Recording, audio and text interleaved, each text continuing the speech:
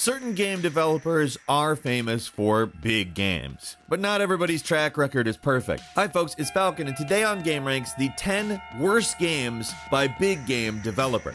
Starting off at number 10, it's Ninja Blade, coming to us via From Software. These days, the name From Software, the developers of the Dark Souls series, Bloodborne, and Sekiro, is synonymous with quality. But most reviewers back then gave their games pretty average reviews. From's back catalog is sort of getting a critical reevaluation right now, and it seems like most people like these games now more than they did back then. Maybe a lot of people look back on Ninja Blade fondly these days, I don't know. But I played it back in 2009, and it's not great. In every way, it looks and feels like the budget game that it is, and tries to punch above its weight with some pretty wild QTE-filled cutscenes. And there's only so much they can do to cover up the cost cutting. The environments are pretty much all around ugly as hell, and the combat is really basic, and it's got so many QTEs. Some of the bosses are appropriately ridiculous, but the whole thing has this B-movie energy that is honestly kind of fun, and it almost works in this way where it's a so bad it's good kind of experience, but it's pretty rough. Probably the most shocking thing about it is that it came out just 1 month before Demon Souls came out in Japan. Ninja Blade came out in January, and Demon Souls came out in February. So in the span of 2 months, From Software released one of their worst games, followed by an absolute classic. Ninja Blade's hardly the worst game on this list, but in comparison to From's best games, it barely registers.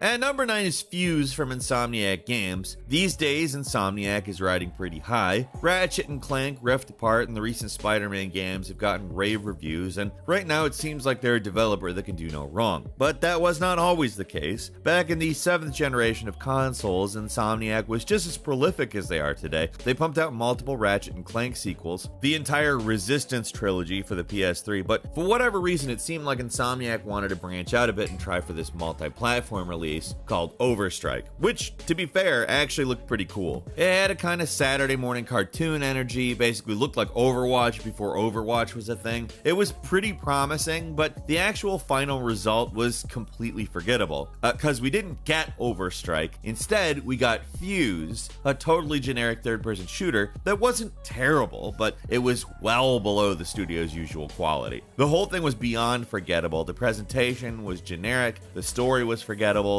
and while the shooting and gameplay was serviceable, there really wasn't a lot to latch onto. Case in point, anyone out there who was gaming in that era, do you remember Fuse? Before we were doing this video, I never think of this game. I don't think there's anything online that says exactly what went down with this game, but it's published by EA, so it's easy to blame them for taking a game idea that looked pretty fresh and ruining it. I mean, that is kind of what EA does, but at the end of the day, the game was actually made by Insomniac, so they're probably more responsible for how bad the game actually is, at least in this case.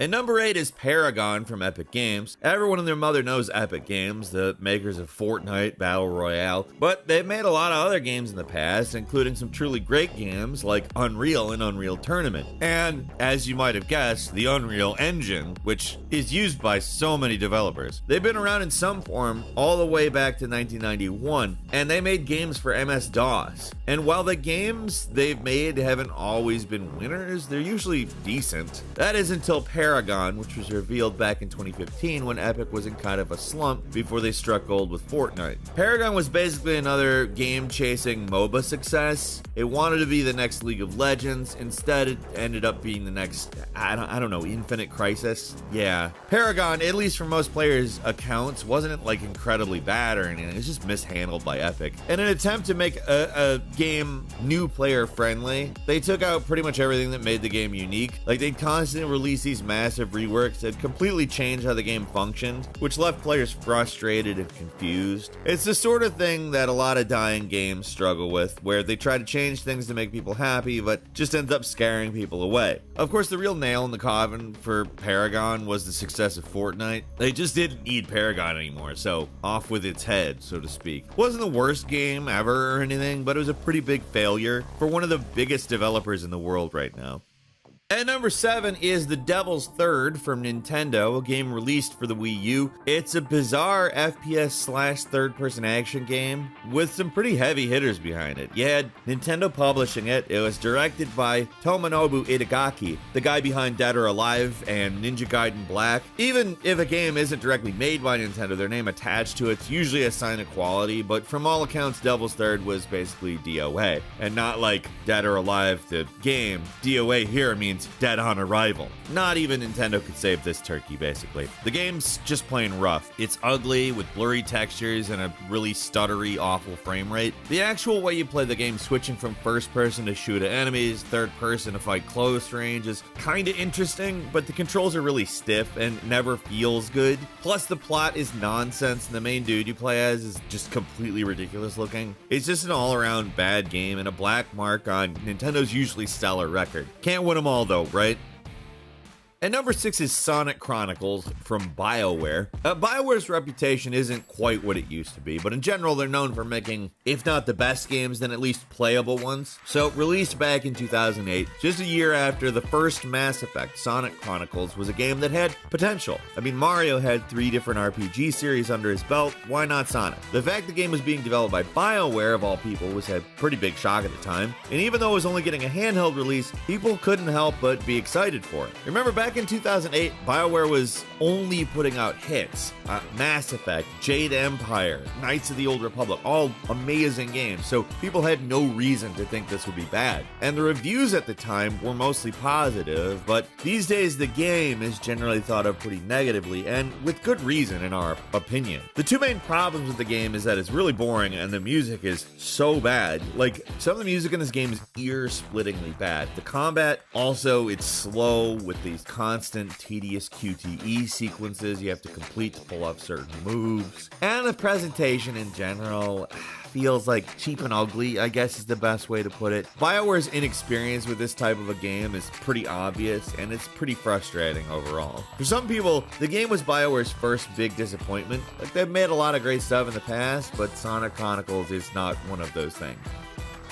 At number 5 is Artifact from Valve. Valve doesn't make a lot of games these days, but when they do, they're usually great. So it's a shame about Artifact, because a lot like Paragon, the game has its fans, but the mishandling by Valve eventually led to the game's premature death. Artifact was an online card game developed by Richard Garfield, the creator of the Magic the Gathering card game, and was based off Valve's popular Dota 2. By all accounts, it should have been a hit, but a few key mistakes ended up killing any momentum that the game might have had. For one thing, the monetization model was not good from the jump. Expecting players to pay $30 to buy the game, then asking them to buy card packs on top of that it's a lot. And that's not even getting into the drafting game modes you also had to play to participate at all. It's another game where the critical response didn't match the player response at all. According to Wikipedia at least, the game saw a 95% decline in players in just 2 months after it came out, so obviously people were not happy with it. Eventually Valve tried to reboot it with Artifact 2.0, but the game was already doomed at that point. It wasn't just a sinking ship, it was already at the bottom of the ocean. While the game itself isn't necessarily terrible, it was a massive public failure for Valve, and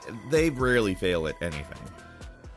And number 4 is Umbrella Corps by Capcom. No, we're not going to talk about Resident Evil Operation Raccoon City. Yes, it is also a bad game, but it is not as bad as this one. Developed internally by Capcom, Umbrella Corps is a multiplayer shooter set in the Resident Evil universe that was released in 2016, and it was probably the worst possible time to put out a multiplayer shooter with the Resident Evil name on it. Resident Evil 7 was just a year out, and while Revelations 2 came out in 2015 and was well received, most people considered it a secondary game in the series rather than a big new entry, so at the time I think a lot of people were worried about the future of the franchise. Putting out a game that's basically Resident Evil in name only wasn't gonna make fans happy. And as it turns out, it didn't. Umbrella Corps plays out like a typical team-based FPS with a few new wrinkles like zombies that attack both teams that don't really make it stand out a lot. In general, it's just an unsatisfying FPS that doesn't feel too good to control and didn't manage to attract a lot of new players. The game was basically dead on arrival and is pretty much forgotten. Like Capcom and Resident Evil has a fair share of stinkers, but Umbrella Corps just has nothing going for it.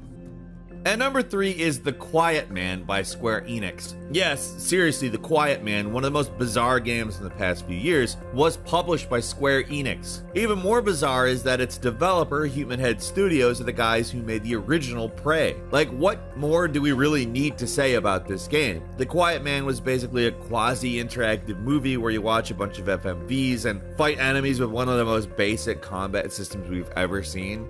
This game makes Final Fight look mechanically complex. But the weirdest thing about it is his central concept, which is that you play as a deaf guy. That's not the weird part. The weird part is that you, as the player, hear pretty much nothing.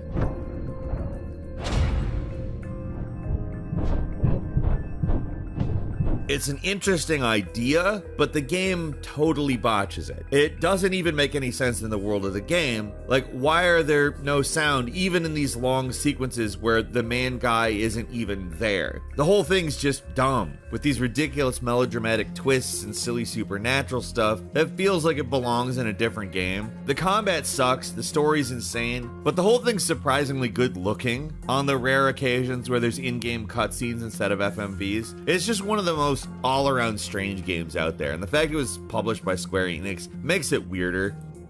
And number 2 is Sonic the Hedgehog Genesis by Sonic Team. So while Sega publishes a lot of games these days, Sonic Team remains one of the few internal developers Sega has got, and they've been around for a long time at this point. You might think we'd put something like Sonic 2006 or Sonic R, or that game where Shadow the Hedgehog shoots guns, but they've actually managed to make something that's worse than any of that stuff. We're talking about Sonic the Hedgehog Genesis, a port of the original Sonic game for Game Boy Advance. I know. How bad could a Sonic port be? Well, if Metacritic is anything to go by, then really, really bad. You'd think it'd be really easy to port a really old game to a new platform like the GBA about 15 years after the original game's release, but apparently not. For some reason, the game's frame rate is abysmal. The port came out in 2006, which, like I said, is about 15 years after the original game's release, and the frame rate is so much worse on the GBA version of this game. It shouldn't be. Genesis was a 16-bit system, Game Boy Advance was a 32-bit. It had a CPU speed more than twice what the Genesis had, so it's not like they were working with an inferior thing. And yet, way worse frame rate, jump physics all screwed up, sections of the game that used to be easy on the Genesis are difficult just because the game is bad, and even something as simple as the way Sonic speeds up and slows down is messed up. Also, the soundtrack was cut down a lot. A lot of the sound effects are just completely gone. It's a huge mess. People have often accused Sonic Team of being a half-assed developer, and it's hard to argue with that when they willingly put out a port like this. I mean, seriously, it's a game that you made 15 years prior. You just had to port it, and they screwed it up that bad.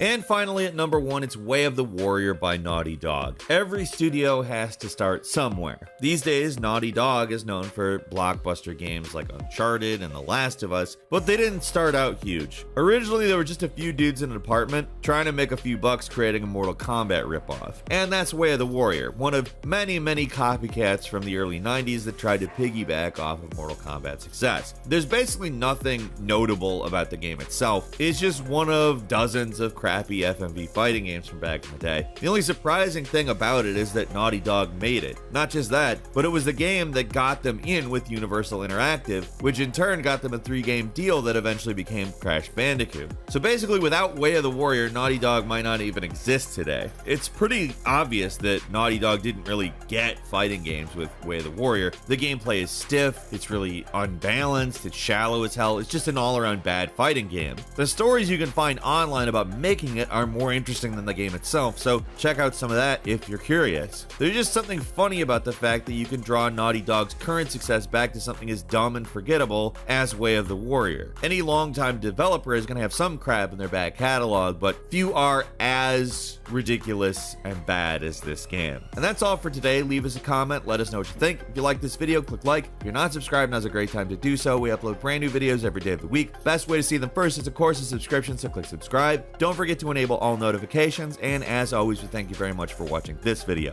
I'm Falcon. You can follow me on Twitter at Falcon the Hero. We'll see you next time right here on Game Ranks.